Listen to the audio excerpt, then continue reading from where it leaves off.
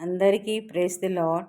ఈ దినమున నా హృదయ వాంఛ దేవుడిచ్చిన తలంపు ద్వారా నేను ఈ వాక్యమును మీకు వినిపించుతున్నాను.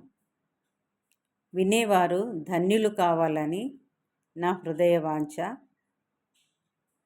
లోకము పాపంతో నిండి పోవచ్చున్నది. ప్రజలందరూ పరలోకము లేదా మోక్షము పోవాలని నా హృదయ వాంఛ, దేవుని యొక్క వాంఛ కూడా. ఇప్పటి వరకు సృష్టి ఆరంభం నుండి మానవుని పతనము విన్నారు. చెడును తీసివేయాలని దేవుడు జలప్రలయం ద్వారా సమస్తమును తుడిచివేసినారు. ఒక నోవహు కుటుంబము మాత్రము దేవుడు రక్షించినాడు.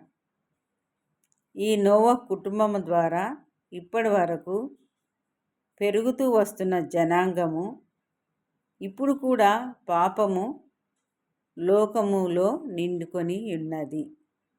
Thank you. Praise the Lord. God bless you.